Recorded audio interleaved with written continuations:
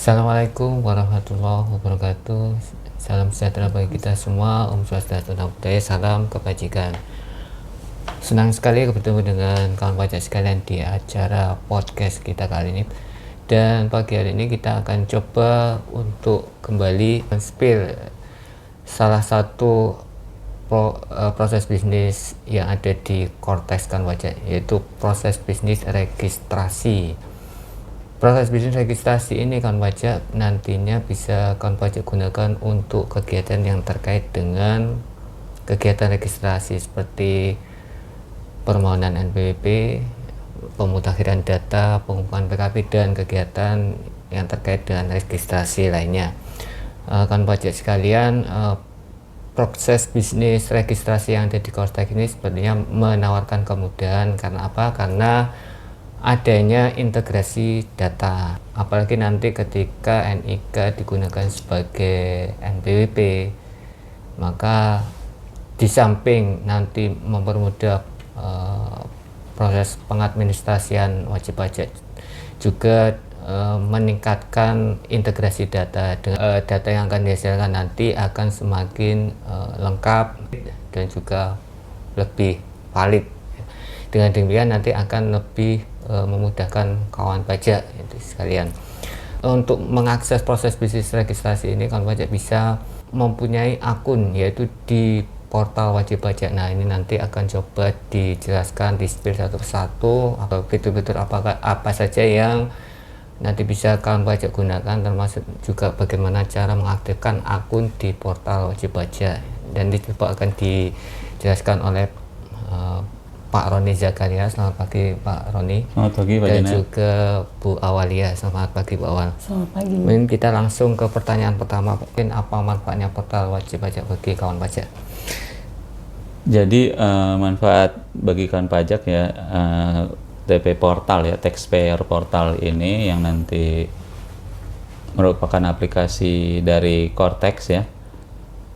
Yang pertama tadi sudah disebutkan Pak Janet, terintegrasi dalam satu aplikasi. Jadi beberapa aplikasi nanti yang saat ini terpisah-pisah nanti akan tergabung dalam satu aplikasi dan bisa diakses melalui website TP Portal. Jadi ada kemudian akses karena berbasis web aplikasinya seperti itu.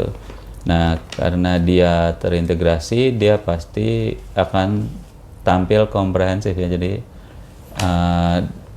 semua proses bisnis akan tampil dalam satu tampilan seperti itu. Dan juga sudah pasti akan reliable, handal. Nah, tadi Pak Janet menanyakan tentang bagaimana sih perbedaan yang paling istimewa ya dari Taxpayer Portal dibandingkan dengan DJP Online ya. Nanti aplikasi tersebut ya, bila kawan pajak sudah membuat akun ya, membuat username, password, dia akan bisa mengakses TP Portalnya. Untuk username akan menggunakan NPWP 16 digit untuk WP badan dan NIK ya untuk WP orang pribadi. Sementara passwordnya bisa dibuat saat mengaktifasi Taxpayer Portal tersebut. Yang paling istimewa nantinya akan ada pilihan bahasa ya kawan pajak. Jadi bagi kawan pajak yang memang berstatus ekspatriat yang tidak mahir berbahasa Indonesia, nantinya akan bisa memilih bahasa Inggris sebagai pilihan di Taxpayer Portal tersebut. Dan bila lupa password ya nanti bisa reset password. Oh baik, itu tadi kan Pak ya, terkait dengan portal wajib pajak. Sekarang bagaimana untuk mengaktifkan akun di portal wajib pajak ini Bu Awal? Jadi ada 5 langkah yang harus kawan pajak lakukan ya. Setelah kawan pajak melakukan pendaftaran wajib pajak, itu yang pertama cek email. Cek email, kemudian nanti kawan pajak akan mendapatkan password sementara ya. Kemudian dengan password sementara itu kawan pajak bisa buka portal TP Portalnya, memasukkan NIK yang tadi sudah dibilang Pak Roni ya, sudah 16 digit. Untuk username-nya NIK, kemudian password sementara. Setelah masuk, nanti kawan pajak bisa melakukan verifikasi email, apakah sudah betul email yang terdaftar, kemudian melakukan verifikasi handphone, dan ada yang baru nih, melakukan verifikasi biometrik wajah. Nah, setelah itu langkah ketiga, kawan pajak bisa membuat password baru. Tadi kan dikasihnya password sementara ya. Kemudian password baru, setelah password baru, kawan pajak juga dapat membuat Paspres nih. Ini yang baru ya. Paspres ini kegunaannya untuk menandatangani dokumen digital perpajakan. Nah, setelah 5 langkah itu dilakukan, sudah siap, sudah teraktivasi. Begitu. Iya. Jadi sudah teraktivasi, sudah siap digunakan. Nah, sekarang Pak Roni, mungkin bisa dijelaskan kepada kawan pajak fitur-fitur apa saja yang akan ditawarkan di proses bisnis registrasi ini? Ya, karena namanya registrasi, tentu fiturnya yang terkait dengan registrasi ya. Iya, Pak. Seperti dari mulai pendaftaran wajib pajak, lalu pengukuhan pengusaha kena pajak, lalu ada pendaftaran objek PBB, pajak bumi dan bangunan, dan juga ada perubahan data dan status dari wajib pajak, dan yang terakhir ada penghapusan dan pencabutan status PKP, seperti itu. Jadi ada 5 fitur utama dari probis registrasi di aplikasi Cortex yang akan datang. Oke, Pak Roni, mungkin kita spill satu-satu ya. Tadi disebutkan fitur pendaftaran wajib pajak, mungkin bisa dijelaskan Bu Awal? Ya, jadi fitur ini ada 3 ya.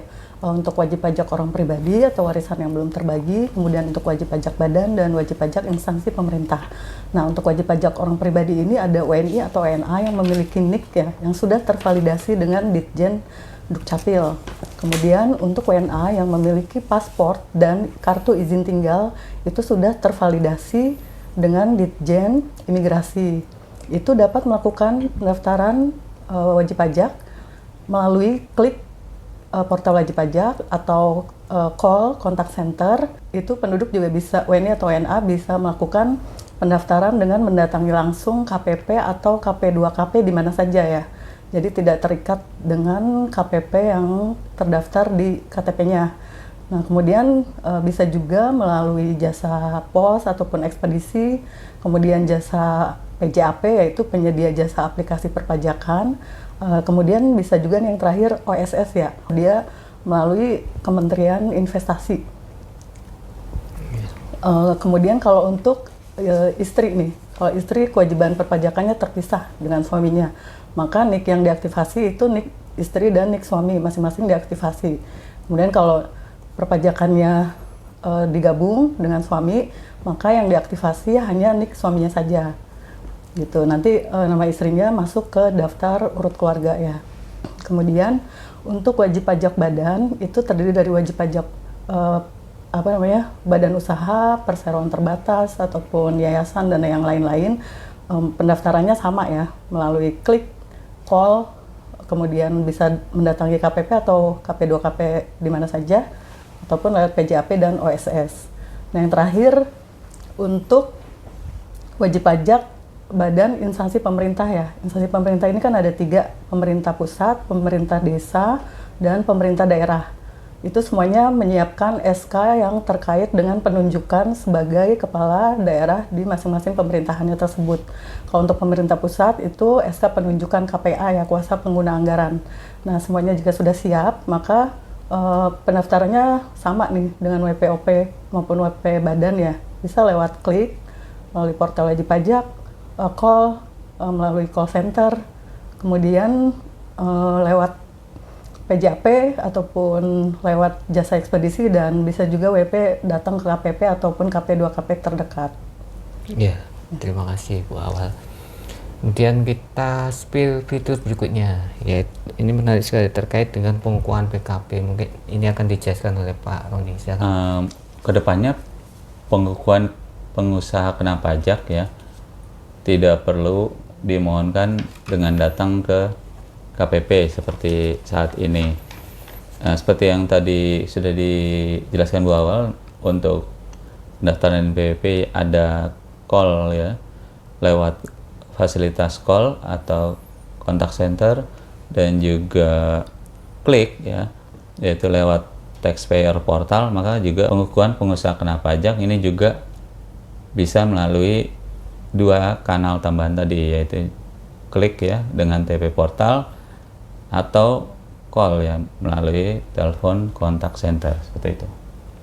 Baik, Mungkin kita spill satu lagi terkait dengan pendaftaran objek pajak PBB. Silakan Bu Awal. Ya, wajib pajak itu dapat melakukan permohonan pendaftaran objek pajak PBB itu melalui online. Nanti akan ada BPE, bukti penerimaan elektronik, ataupun melalui offline, datang ke KPP langsung. Itu nanti akan ada BPS, bukti penerimaan surat. Nah, akan diproses oleh petugas selama paling lambat 10 hari kerja. Kemudian nanti apabila diterima, wajib pajak akan mendapatkan surat pemberitahuan terdaftar ya, SKT, surat keterangan terdaftar objek pajak PBB. Itu akan diterima WP melalui email ataupun lewat TP portal wajib pajak. Nah, apabila ditolak itu juga nanti akan diterbitkan surat penolakan ya, yang dapat diakses melalui email atau TP portal kawan pajak. Baik, akan lebih menarik kalau kita coba untuk bandingkan gitu ya, proses bisnis registrasi yang ada saat ini dengan proses bisnis registrasi yang ada Cortex. Diawali dari Pak Roni ini. Yang pertama terkait dengan tempat pengajuan permohonan pendaftaran wajib pajak. Bedanya apa Pak?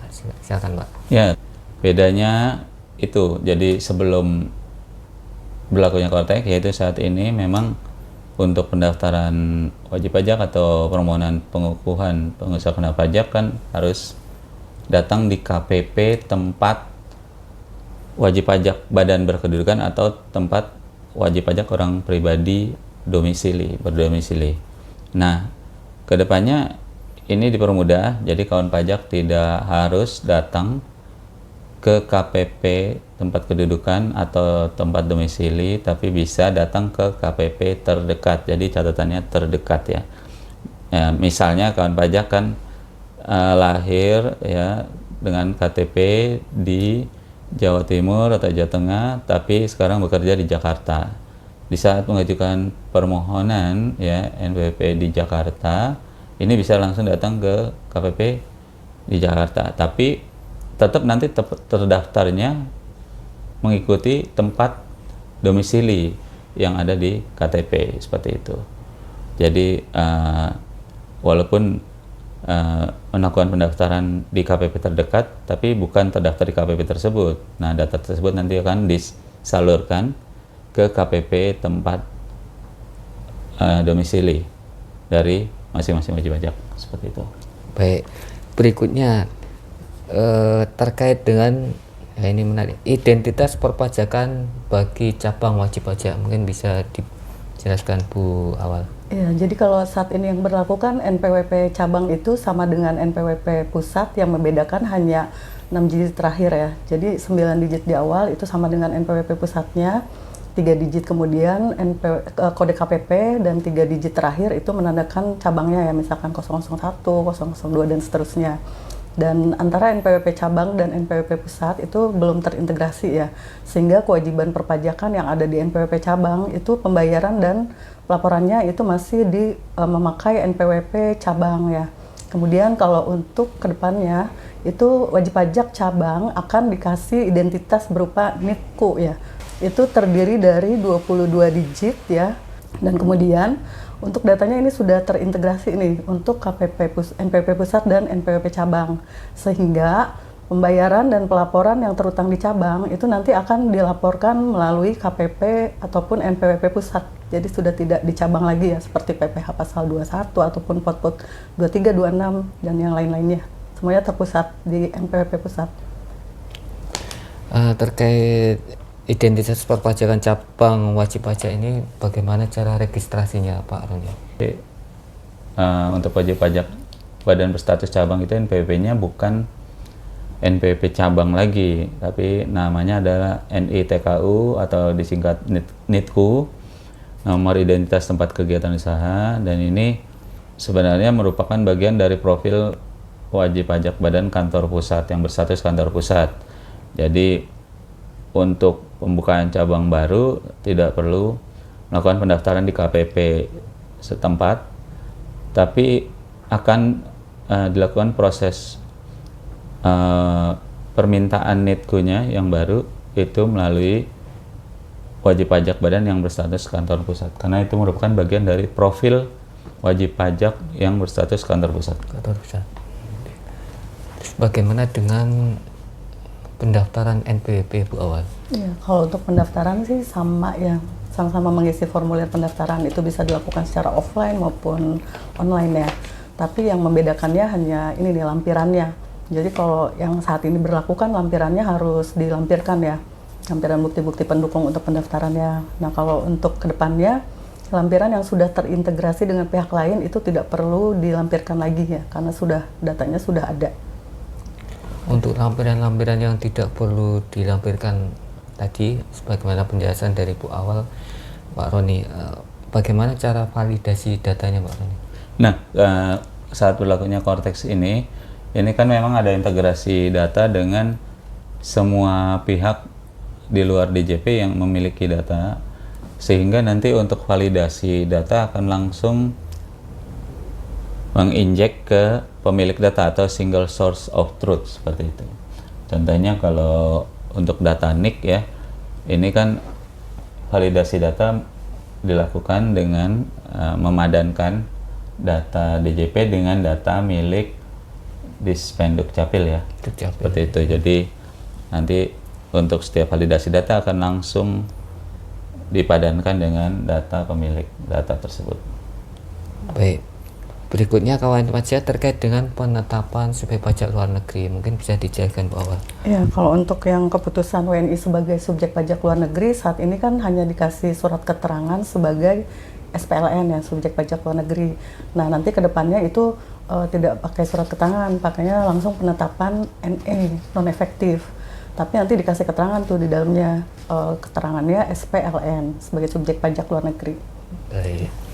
Kita beralih ke pengukuhan PKP. Bagaimana proses bisnis registrasi saat ini jika dibandingkan dengan yang akan datang nanti Pak Roni? Ya, untuk pengukuhan pengusaha kena pajak atau PKP, kalau saat ini ada 2 step ya, sampai bisa membuat faktur. Yang pertama adalah mengajukan permohonan pengukuhan PKP. Nah, itu akan diproses 1 hari kerja. Setelah itu diperoleh surat keterangan.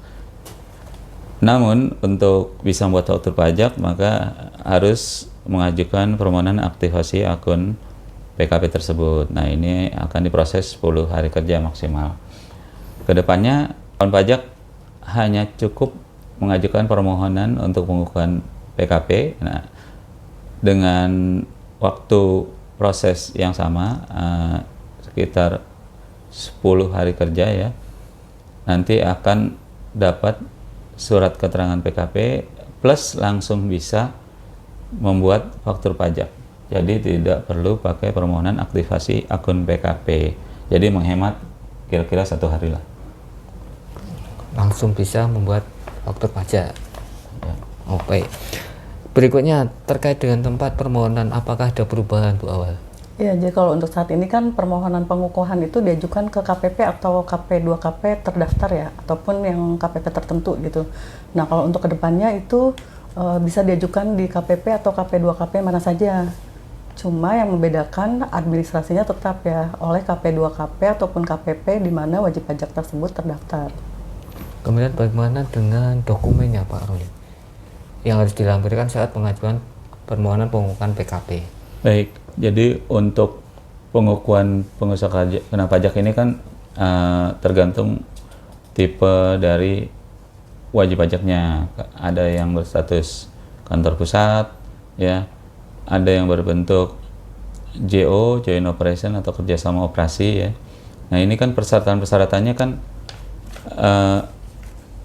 pada umumnya adalah NPWP pengurus seperti itu. Nah, untuk data-data yang memang sudah tersedia dan tervalidasi di sistem DJP nantinya tidak perlu melampirkan lagi sebagai persyaratan pengajuan permohonan pengukuhan PKP. Namun dalam hal ada data-data yang belum tersedia dan tervalidasi dalam sistem DJP, maka tetap harus dilampirkan saat mengajukan permohonan sebagai PKP. Beralih ke objek PBB, bagaimana perlakuannya Bu Awal? Mungkin bisa dijelaskan Bu Awal. Untuk objek PBB ini tempat administrasinya kan yang saat ini berlaku ya, itu sesuai dengan objek pajak PBB itu terletaknya di mana gitu ya, atau tempat kedudukan wajib pajak PBB-nya atau bisa di KPP minyak dan gas bumi ataupun KPP yang ditentukan oleh KPDJP. Kemudian kalau untuk kedepannya itu tempat administrasi objek pajak PBB itu hanya di tempat wajib pajak terdaftar. Baik, berikutnya terkait dengan persyaratan subjektif, mungkin bisa dijelaskan Pak, persyaratan subjektifnya apa ini Pak? Ya, jadi kalau persyaratan subjektif itu misalnya saat wajib pajak mengajukan permohonan untuk mendapatkan NPWP ya, dan di saat itu pula dia mengajukan permohonan izin melalui aplikasi milik lembaga OSS, Online Single Submission. Nah, kedepannya nanti akan ada semacam koneksi antara aplikasi DJP dengan aplikasi milik lembaga OSS. Jadi di saat mereka mengajukan izin bisa membuat NPWP karena terkoneksi seperti itu. Berikutnya perubahan data, mungkin bisa dijelaskan Bu Awal. Ya, jadi proses bisnis sekarang dengan yang akan datang. Yang berlaku saat ini kan perubahan data itu untuk perubahan objek pajak yang berdasarkan kontrak, kuasa dan izin. Nah, untuk yang kedepannya itu perubahan data hanya dilakukan untuk perubahan data objek pajaknya saja. Kembali lagi ke NPWP Pak Roni. Terkait dengan jumlah digit NPWP, mungkin bisa dijelaskan Pak bedanya sekarang dengan ke depan ini. Ya, ini basic banget. Jadi tadi udah kita singgung bahwa kedepannya kita akan menggunakan 16 digit NPWP ya. Untuk orang pribadi akan menggunakan NIK, dan untuk WP badan akan menggunakan NPWP yang 15 digit ditambah 0 di depan NPWP 15 digit yang diberikan sekarang. Selain digit NPWP, bagaimana dengan identitas wajib pajak orang pribadi Pak Roni? Ya, karena memang nantinya NPWP orang pribadi menggunakan NIK ya, maka akan memudahkan ya DJP untuk melakukan pertukaran data dengan data-data milik instansi lain yang memang berbasis NIK. Nah, seperti itu. Kemudian berikutnya ke Bu Awal. Terkait dengan profil wajib pajak ke depan, nanti tampilannya seperti apa Bu Awal? Ya, jadi kalau untuk yang saat ini kan tampilannya hanya sesuai dengan ini nih yang diinput oleh wajib pajak ketika mendaftar ya. Kemudian kalau tidak ada keterkaitan dengan pihak lain gitu, tidak bisa ditelusuri. Kalau untuk kedepannya itu kita kan ada validasi data keluarga ya. Data keluarga itu akan tervalidasi, jadi akan tervalidasi nanti suami, istri ataupun sebagai pengurus ataupun sebagai komisaris ya di web wajib pajak badan gitu, nanti akan terhubung, jadi bisa diketahui gitu dari profil wajib pajak. Baik, jadi tadi sudah banyak yang kita coba spill terkait dengan probis registrasi di Kortex ini. Mungkin karena keterbatasan waktu ya kita mungkin akhiri podcast kita kali ini. Mudah-mudahan spill tadi bermanfaat bagi kita semua, dan kurang lebihnya kami mohon maaf. Saya akhiri podcast kita kali ini. Assalamualaikum warahmatullahi wabarakatuh. Selamat pagi, salam sejahtera bagi kita semua. Sampai jumpa di podcast berikutnya.